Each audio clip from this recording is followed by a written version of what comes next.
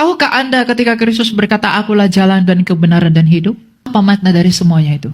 Ketika Kristus berkata, "Akulah jalan", dia sedang menjadi jawaban bagi seluruh agama yang berusaha menjadi jalan. Ketika dia berkata, "Akulah kebenaran", dia sedang menjadi jawaban untuk dunia filsafat yang mencari kebenaran. Ketika dia berkata, "Akulah hidup", dua yang merindukan hidup. Jadi Kristus adalah jawaban bagi agama, bagi filsafat, dan bagi jiwa. Banyak orang yang menawarkan jalan, tapi mereka sendiri tidak tahu di mana jalan itu. Para nabi berkata, "Ikutlah aku, percayalah kepadaku, maka engkau akan memperoleh." Ada nabi palsu, nabi yang tidak benar. Dia berkata, "Aku akan memberikan engkau surga." Dia sendiri masih didoakan. Dia sendiri tidak tahu jalan ke surga. "Saya akan tuntun engkau ke surga, saya akan bawa engkau ke surga." Dia sendiri tidak dari sana. Tapi Kristus dari Nazaret berkata, "Aku telah turun dari surga dan pergi kembali." Tak seorang pun yang telah pergi ke surga selain daripada dia yang telah datang dari surga. Di ayat Yohanes 8 ayat 22, boleh ditampilin? Apa kata Kristus tentang dirinya sendiri? Yohanes 8 ayat 22 dan 23. Oke.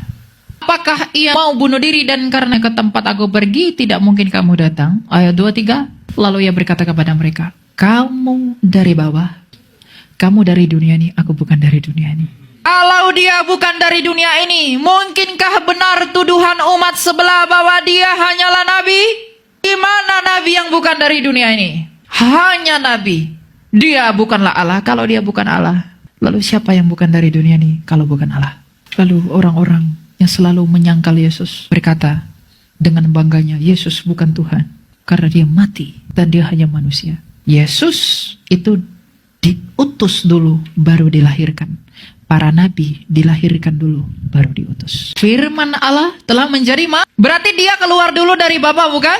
Makanya Tuhan Yesus berkata, "Aku datang dan keluar dari Bapa." Kenapa dia datang dan keluar dari Bapa? Mau menyatakan siapa Bapa. Jadi agar saya dan kamu mengenal siapa Bapa di dalam rahmatnya itu, maka kita harus percaya kepada Kristus untuk bisa mengenali Bapa. Maka kita pun gak bisa mengenal Bapa tanpa firman yang jadi manusia, yaitu Yesus. Keunikan dan betapa besarnya karya ilahi di dalam penebusan dan juga penggenapan janji kepada seluruh nenek moyang bangsa Israel yang mengambil bagian di dalam perjanjian itu adalah bukti bahwa Allah itu hidup.